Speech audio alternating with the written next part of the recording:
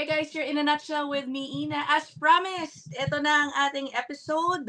Pag-uusapan natin, ano ba ang mga gusto ninyong pagbabago na makita sa Temporary Foreign Worker Program? Of course, ang konteksto nito, nagsalita na po si Prime Minister Mark Carney that basically changes will happen. He wants a more focused approach daw sa TFW program.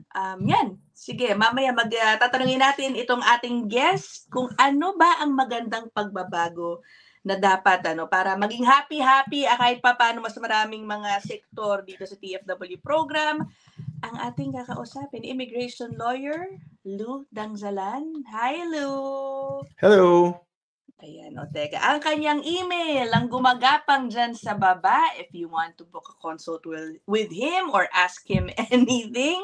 Okay, ipi-play ko muna, Lou, yung clip ni Mark Carney para lang meron tayong jump off point. Now, it's clear that we have to work to continue to improve our overall immigration policies. And the Temporary Foreign Worker Program must have a focused approach that targets specific strategic sectors and needs in specific regions. So we're working on that, setting those goals, adjusting, and working to ease the strain on housing, public infrastructure, and our social services while we build that strong economy. We are welcoming, Canadians are a generous people. We're welcoming people to our country. We have to make sure we have the capacity to fulfill that welcome. Ayan, that is a clip from CBC News as nakita nyo dun sa ibaba. Okay, Lou, ano ang interpretation mo dyan sa sinasabi niyang more focused approach? Dapat daw strategic sa certain and specific regions. Ano ang na-expect mo na magiging, kumbaga, detalye ng policy changes na yan later on? So the bottom line here, I suppose, or rather yung headline dito is no, it won't be abolished. Una sila yung gobyernong nakaupo, so silang may call. It won't be abolished, but rather they are going to continue reforming. And actually, to be fair din naman kay Prime Minister Carney and kay Leader Pierre Poilievre, it looks like the exchange has resulted into something more constructive despite the bombastics and the unnecessary rhetorics, in my opinion. Kasi alam naman natin na yes, while there have been a lot of changes into the Temporary Foreign Worker Program in the last 2 years, we also know na there's always room for improvement. So, sumutotal neto, to answer your question, is there will be further changes, and sabi nga mismo, diretso na natin yung quote kay Prime Minister Carney, is sectoral and specific ito sa mga regions.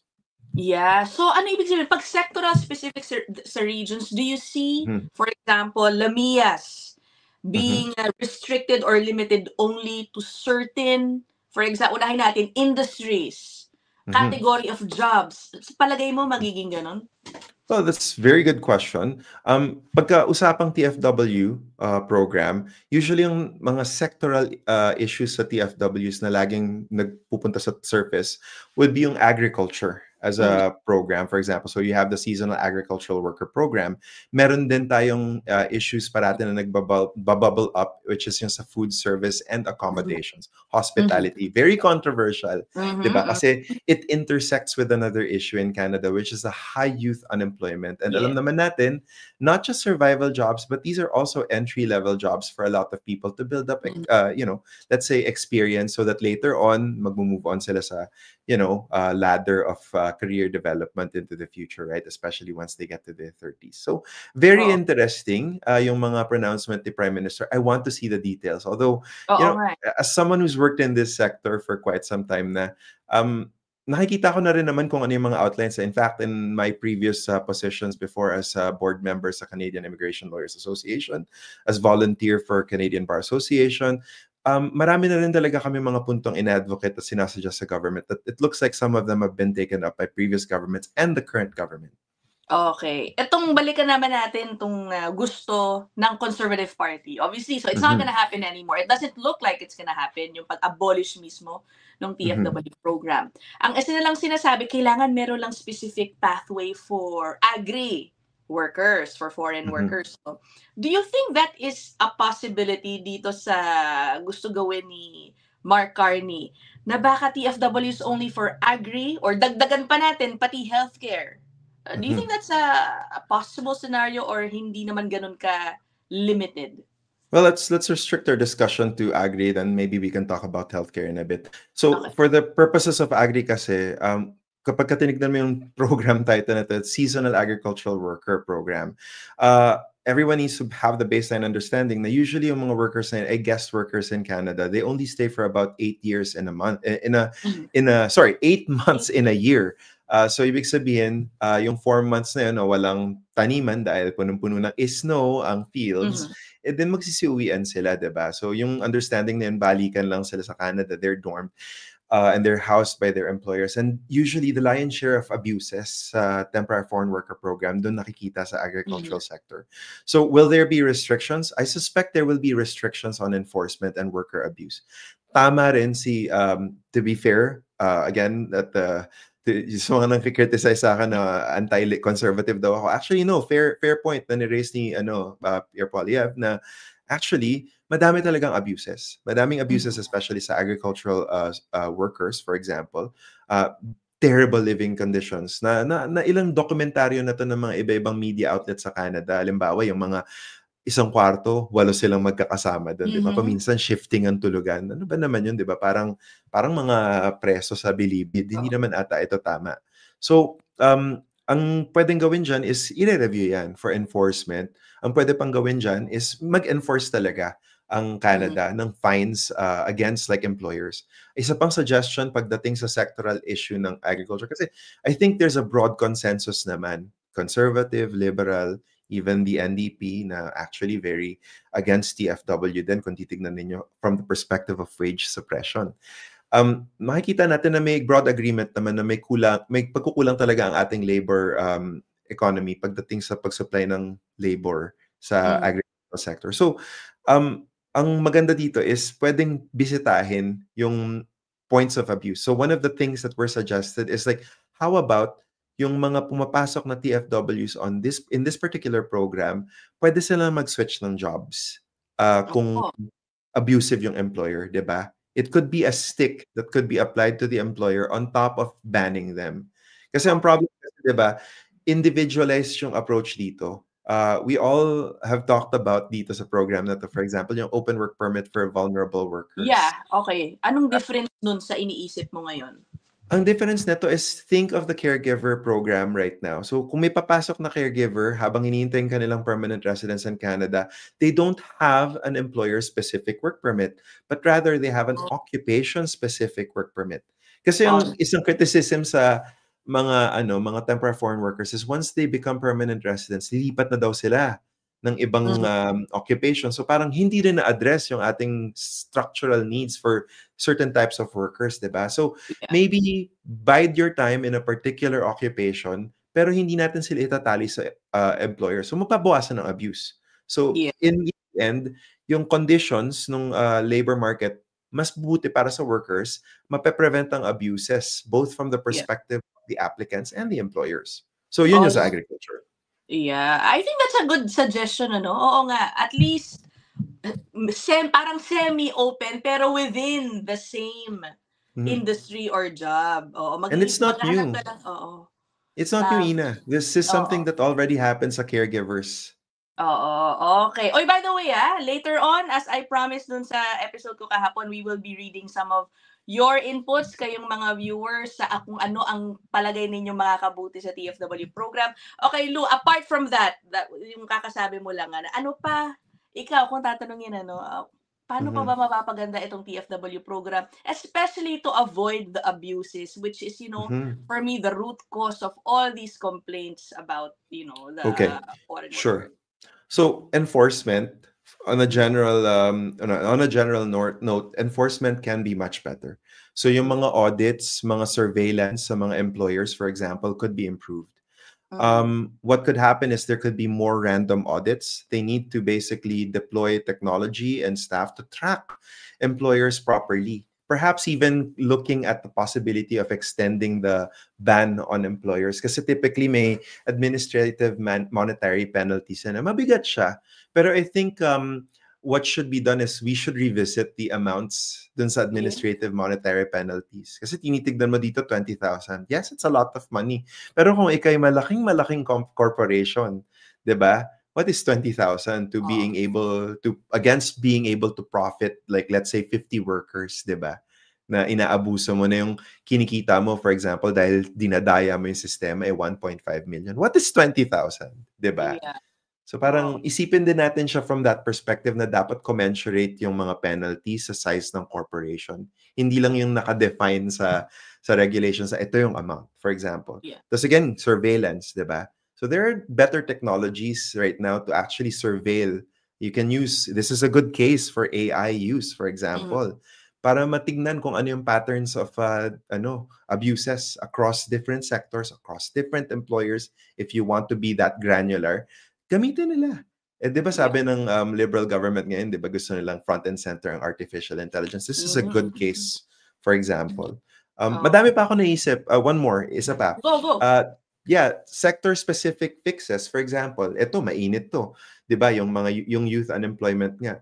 Alam naman natin na to credit the current government, alam naman natin na practically frozen ang LMIA sa high unemployment census regions. Like for example, if you're in Toronto, the unemployment rate is higher than 6%, for example, double digit for people who are young. So basically, most employers are closed out from like doing an LMIA, diba? Unless susundan nila yung high wage, diba? Stream. Kailangan nandun sila sa median, so ang taas. Pero meron pa rin mga umeere na sinusundan pa rin nila. I mean, it wouldn't be a bad idea to like do some consultations with local business groups in certain regional areas, like Toronto, for example. Tapos tanungin kung is it worth it to suspend LMIAs by sector, for example, in certain regions. Kasi kung talagang ang taas ng unemployment for youth, na alam natin madami sa kanila pupunta sa food service and hospitality, why don't we just do a moratorium on LMIAs in those regions? Pero let's spare certain regions na alam natin na talagang walang bata, halimbawa, di ba? Parang community of 8,000 people. Wala ka naman masyadong mga bata na wala nga silang high school, for example. Paano yun? Saan sila kukuha ng trabahador sa mga supermarkets, sa mga cafe, di ba? So, may problema sila. Parang I like that. I like that idea. Suspend LAMIAs for food service and other yung mga same pay level jobs in high unemployment areas. Meron na practically. Kasi sa low. Practically. Pero siguro they can go forward with it. Pwede pa nilang itaas pa. Na ibig sabihin na, okay, on top of this, talagang right now, you can't even get around it by paying a high wage to this person. For example, we're just gonna stop processing it for an entire year. Full stop. Tapos balikan nyo kami 1 year later. Ganon. Tipong ganon, di ba? Tsaka, actually, I tackled this in a episode 2 days ago yata, no? How some employers, ako lang to suspect ako, are going around the low wage, high wage policy by posting, I saw that. By posting a job vacancy na ang taas-taas ng sweldo for the yung entry level sa kanilang fast food chain halimbawa. Na ang daming pagtatanong, 'di ba? Nakakapagduda naman 'yon, 'di ba? Hindi ba kukunin ng bata 'yon? 'Di ba? For that job na I think kaya naman nilang i-perform But anyway, Ako pala one suggestion sana gawin. You mentioned this a little bit. Enforcement compliance dun sa making sure that the employer has exerted all efforts to find applicants locally. Kasi nagkaroon din ako ng episode nung nakita ko yung audit report. Wala pala silang system really to determine kung nag-effort si employer. They only rely on what the employer tells them. Correct. Get nang nangyayari pala. Ano kasi yan parang sa taxes, Canada relies on an honesty system on a good faith basis na you're going to file the correct one. And sometimes may random audit, which happens. I've assisted certain employers in going through audits naman in the past. The question now is, may sistema ba? Tama ka? Wala nga. Una sila. Pero silang checklist, standard. I've seen it so many times. Ang tanong ko, do they store the data to do data analytics on this to make like predictive analysis kung saang sectors pa talaga mataas yung mga non-compliance. Have they done scientific studies on this? I suspect that they have, especially sa StatsCan. Pero dun tayo pupunta sa isa pang suggestion ko rin on top of what you said. Better data and better transparency pagdating sa ganito. Diba? And on top of that, give credit to ESDC and to immigration. They have started requiring that the employers must keep their data for hiring dun sa process ng LMIA. They're supposed to keep it for 7 years now, if I'm not mistaken. Kasi dati kasi like, okay, wala na siya, you can dispose of it, dispatch siya na. Madalas yung iba dyan, nagre-rely sila with like their immigration lawyers or consultants. Doon nila kukuhanin yung data ulit kapag na-audit sila. Pero ngayon, nire-require na talaga na you have to keep it for a certain number of years, like yung tax filings and financial statements. Diba? You're supposed to be keeping this for 7 years. So, pwede ka pa rin ma-audit kahit na ang tagal na. Yeah, I hope so. And then apart from keeping those records, balikan nila, diba? I mean, yung performance or something ni employer, yung compliance niya. Okay. Correct. Ito naman, with regards to the low wage, high wage caps. Okay, guys, kasi again, balikan lang natin yung policy para sa mga hindi po nakakalam. In areas where there is high unemployment rate, specifically more than 6% ang unemployment rate, hindi po sila pwedeng yung mga employers doon hindi na po makakapag-hire ng low-wage workers. Okay? Na foreign workers for low-wage jobs. Correct. Do you see that restriction being maintained or hihigpitan pa kaya? Yeah. Anong palagay mo? Again, to be fair to Pierre Poilievre, kung hindi dun sa diskurso niya the last week, I think there would not have been much movement in this department. But now the Prime Minister is kind of like, he has to respond now. And nga, clarify nila that they will look into it and they will likely have more reforms into the TFW program na mas mukhang hihigpitan pa nila by sector and by region. Yun yung approach. Targeted. Hindi yung, alam mo yun, you're using like an axe to just like, parang blanket na lahat ng low wage hindi pwede kasi. Hindi kasi pwede yan. Canada is such a big country. We're the second biggest country in the world by land area and it's so diverse. Every time na bumibisita, di ba galing ka lang ng Vancouver, di ba? Yeah. Di ba ibang-iba? Like yung conditions, even if they're both cities like Toronto or Vancouver or Windsor, they're so different from each other. So like the regional differences inside Canada are so vast that you cannot have a blanket approach. Okay. Magbasa na muna ako ng ilang comments. Ito yung mga suggestions, Lou, ng ilang mga viewers natin. Okay. I think kayo talaga, some of you gave inputs na outside sa TFW program. Pero sige, babasahin ko na rin. Maikli lang naman yung ilan ninyong sinabi. Sabi ni Rihanna Carla Morgan, tinan mo, ito si Rihanna Carla Morgan, hindi tungkol sa TFW to. Sabi niya, dapat yung mga asawa ng students hindi na pwede sumama. Or if sumama, bawal mag-work. Ang daming Canadians na walang trabaho. What do you think about that, Lou? In the context of high unemployment, may punto naman siya. Although kasi, kung titignan mo yung basehan, policy basis ng C-42 Open Work Permit for Spouses, Common Law Partners of International Students, it's from a Canadian competitiveness perspective. Bakit? Kasi yung mga comparable countries to Canada for immigration and international studies such as Australia, New Zealand, and the United Kingdom, they have similar programs. Kasi dati wala ito. So na-introduce nila ito to be competitive, to make sure that the Canadian education sector is competitive. Then after that, the abuse came and then the rest is history. So may pinanggagalingan si Rhea. Pwede rin siyang i-revisit, pwede rin naman siyang i-suspend. Alam mo yun, we need to be flexible with the realities.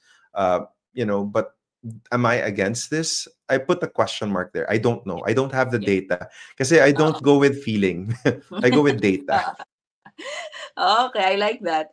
Si Marilu Ortigas, sabi niya, ito sa for TFWs, the company should train the no-experienced Canadians and the government will share the expenses for their salaries. I think ito sigurong isa sa mga goals ni Alberta Premier Danielle Smith. Hindi ko lang ito nabanggit dun sa episode ko kahapon, but yesterday she announced a fund, parang incentives for employers to hire the youth. Ayan. Baka ito yun. What do you think? Pwede ba yun? Isa-subsidize ng government daw yung Sorry po, ma'am, pero kasi old news na po ito. Matagal na pong ginagawa to ng federal government. Okay. Siguro like, it's not coming from a void. Maganda yung idea, to be fair, but it's already happening. Yun yung maganda. Alright. I'll share you a story. Like, nung first job ko nga, tinanong lahat kami, kasi summer yun eh. Tinanong kami lahat, sino dito mga nag-aaral? So, taas kami ng kamay. So, yun pala, yung businesses pala na yun, kapag meron kang hinahire na summer student, they're given tax incentives. The business is given tax incentives by the government, in effect, subsidizing these positions. So, ine-encourage ng government yung private sector to hire more summer students. Diba? Nice. I think this is what they're saying. And in the same vein, yun, nakatulong sa akin yun kasi nag-build ako ng Canadian experience. Diba? So, yeah. Okay. So meron na pala nun, Okay. That's new to me too. Ito yung pinag-uusapan natin kanina, sabi ni Mark Lim. Saka yung fast food sector, why need TFW? Kaya naman daw i-fill ng mga locals. Nagbibigay lang daw ng bogus reason yung mga employers. Ang example niya, hidden motives. Like gusto lang nila kunin yung kapwa nila. O yung mga kakilala nila, gano'n na lang, Well, nasagot na to kanina, But I think this is also a reality. This is a reality. It really is something that happens. Pero I would pause and tell Mark na, hey, like I don't disagree with you that it does happen. I've seen it. It's very sad. And talagang yun yung isang form of abuse that needs to be cracked down on. But it's also true that there are communities na sabihin natin in the middle of rural Alberta or British Columbia na 8,000 lang yung inhabitants na may isang high school tapos may 10 cafe. You don't expect all of those summer students from the high school to work in the 10 different cafes across the town, diba? Ang liit ng town, diba? So parang structural talaga yung problem. There are parts of Canada na wala talagang ma-hire. So hindi mo pwedeng i-blanket approach ito. Yeah. But it's not a bad idea. Like, meron talagang problema. All right. Next naman, teka, hindi ko makita yung kanyang name. Chris. Si Tita Chris Estavillo. Okay, sabi niya scrapping TFW not the solution. I think they should focus on those who really can help Canada to recover and boost the economy. That is being strict sa screening daw. Sabi ni Tita Chris, dati daw kasi nung dumating siya, mahigpit talaga yung screening kahit sa Canadian Embassy sa Pilipinas, especially raw sa communication skills. How can a person understand the instructions if she or he can't even speak the language? Alam mo, this is a separate issue na marami nagbe-bring up. Bakit daw ang daming mga workers dito in Canada who really, obviously, when you talk to them, paano ka nakapasa ng IELTS mo, no? Parang ganon. Totoo yan. Actually, ito na yung intersection ng TFW tsaka ng International Mobility Program. Di ba napag-usapan natin to off-cam once? Kasi, hindi naman natin I've railed against this so many times. Yung abuses talaga dun sa International Student Program of Canada, talagang madami talagang sumala. Nagkaroon ng sala dito sa overglut ng mga fly-by-night colleges na nagbigay ng letter of acceptance, nakapasok sa Canada, na walang IELTS, alam mo yun, walang language test requirements, walang screening. Tama naman talaga. May issue ka talaga pagdating doon na hindi mo na ma-recognize paminsan yung ibang neighborhoods, di ba? So, I understand where the sentiment is coming from. The good news is, yung loophole na ito ay more or less naipa-plug na. Dahil nga doon sa mga paghihigpit sa international student program nga, nakikita natin yung numbers of international students and their accompanying families, bumababa talaga. Pero meron pa rin tayong happy. Kasi, it's like, I think from like, I think like 80% in some cases, if I remember the stats correctly. Way below yung sinet nilang target. Sa totoo lang. True. Pero yun nga, sumo total neto is talagang yung trajectory niya is pababa na. Pero hindi naman kasi overnight na mararamdaman ito. So we have to wait until na mag-graduate, makakuha ng PGWP. And then again, like this is a problem for like 5 years from now. na nasa enforcement tayo kasi not everyone's going to transition to permanent residence. This is the Yeah. sad reality. Yes, I agree. Okay, the Eagle Sky. Sabi niya, pause mo, ano ba to? Sorry. Dapat i-pause muna ang TFW except sa agri and healthcare. Tapos paigtingin ang pagpapauwi sa mga undocumented. And then i-open na ulit ang TFW na may kalidad naman na qualifications. Sabi niya, ang siste kasi sandamakmak daw yung mga taong pinapasok pero hindi naman cream of the crop. Kaya hindi rin mapakinabangan sa sector na kailangan sila. Yun, kaya ganyan, mapapataas daw ang antas ng immigration. Thank you, Eagle Sky. Oh, ayun, ano? Very better valid quality. points. Very valid points. All right. Ito naman sorry guys, kasi pag nire-record, may nakasulat na recording. Ano name? No, hindi ko mabasa. Angelo Cruada, I think. Okay. Angelo, napaka-lazy naman kasi ng solutions nila sa issue. If the real issue is about youth unemployment, bakit hindi nila kayang specify to what sector yung jobs na affected? For instance, food. Or food NOCs lang sila wag mag-issue ng LAMIA. And it should be done per city. Kasi what's happening in GTA is not the same in SK. Ayun, no? Ito rin yung sinasabi ni Lou. Very nice. Oh, swak na swak. Nice, kayo. yeah. I agree. Yan, okay. And last comment. Ay, si Eagle Sky pala ulit ito. Dapat kasi yung mga naka-student visa, dapat hindi daw payagan mag-work kasi kinukuha pa nila ang opportunities sa mga PRs and citizens. Dapat enough yung funds sila for the entire study. Alright. Deconstruct natin yan kasi may part dyan na huli. Sabi niya, dapat enough funds sila for entire study. I completely agree with this. Dapat they're able to fund their studies in Canada. Ako, when I was doing international students from the beginning and even now, to now, we screen. Hindi yung dahil, may 10,000 ka na, pwede na yan. Tapos pagdating mo sa Canada, saka mo na lang hatawin yan. No, hindi po dapat ganun.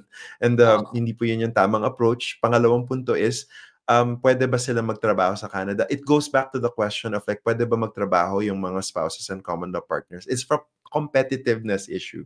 Kasi yung mga comparator countries natin like the United Kingdom, Australia, New Zealand, itong mga bansa na ito, nag-a-allow sila na yung mga international students nila magtrabaho din. So, kailangan, noon actually kung babalikan mo mga 10, 15 years ago, if you ask an international student back then, kapag naka-student permit sila noon, or study permit rather, kailangan pa nila mag-apply ng off-campus work permit. Noong time na yun. Oo. Pero ngayon hindi na. Kasi by way of regulation, nakalagay na dun sa kanilang study permit, pwede na silang mag-work, diba? So, I mean, I'm not saying no to this suggestion. Maybe in certain geographical areas, for example, baka pwedeng i-restrict kung talagang kailangan i-restrict, given the double-digit unemployment among the youth. So, it should send another signal. Pero, syempre, kailangan mag-consult muna ang government in regards to that. Kasi baka talagang mawala na talaga ng competitiveness ang Canada. Syempre, kailangan din natin ng brain power sa ating mga universities. Dahil may iwanan tayo, lalo na ngayon ang economy natin ngayon sa mundo, papunta na sa general purpose technology and artificial intelligence. Kung wala tayong mga engineer, kung wala tayong mga people working in this sector, this is going to be a very big problem for us 10 years from now. Yeah. And the universities now are starting to raise this issue dito sa mga national program. Ano? Correct. Okay. Maraming salamat dun sa mga nag-input ng inyong mga suggestions tungkol sa changes you'd like to see sa TFW program. Last na lang, Lou, before we close the episode. I think next week mag-open o magbabalik si conservative leader Pierre Poilievre sa parliament. Sa totoo, inaabangan ko yan, no? Feeling ko he's gonna be very, very, ano ba tawag dito? Very active na lang sabihin ko sa pagtutulak ng kanilang mga gusto mangyari, no? I read in a recent report, you were quoted, na sinasabi mo, for you, itong recent pronouncements nila na gusto nilang pagbabago sa immigration, it's more of a political statement, rather than real policy, pronouncements. Why do you say that? And why do you say that? Yeah, so that's a good point. And actually, this morning, I sent you that link, yung @issue sa CBC. Si Althea Raj, one of the 3 panelists na regular sa CBC, binuksan yung line na, like, this is basically posturing, political posturing. Kasi number one, they're not in government, so they can't say this. They can't really change the program. That's the point. Number two, actually, if you go back to the archives, pre-2015, would you believe Justin Trudeau wanted the TFW program to be abolished? Oh! So ganun lang diba? talaga ang system, no? Kapag Pero nung naging prime minister siya, inabolish pa niya. Hindi, diba? Kasi nakita nila yung value bigla. So, a lot of it is like political posturing. Some people will say political noise. And you have to contextualize it. I think I discussed this with you before. Pierre Poilievre, while he has secured a seat at the House of Commons, he's facing a leadership review come January within the party. So ibig sabihin, he needs to make sure that his fort is ready for any attacks from within his own camp. So in other words, he wants to rally his base. And one of the things or issues, kailangan may issue siya na mag-unite ng kanyang party. And according to polling by Abacus Data, one of the polling firms in Canada, nakita nga nila na among conservative voters, that the TFW program, yung party na pinaka-united na against is the Conservative Party. So this is a way for him to solidify his hold in the party. Whereas sa Liberal Party, it's a true wedge issue. I think a split is half. Like half of Liberals, want it to be reformed. Half of it, they want to consider like potentially axing it. But at the same time, babalik din tayo dun sa punto ni Premier Smith, diba? Na, okay, you're gonna abolish it. What are you gonna replace it with? Because at the end of the day, there's still communities that will need it. Otherwise, magsasara sila. Diba? So, last point dun is, like, it's posturing, but at the same time, abangan. Kasi, one thing na narinig ko sa isang commentator, and I think this was Power and Politics panel with David Cochrane and one of the invitees there, sabi nila, na Pierre Poilievre does have this amazing ability to find an issue and go with it, and he's really popular. He's really good at communicating an issue. Carbon tax, di ba? Na nung una, very positive ang sentiments ng Canadians with carbon tax. And then he was able to link it with the issue of the cost of living.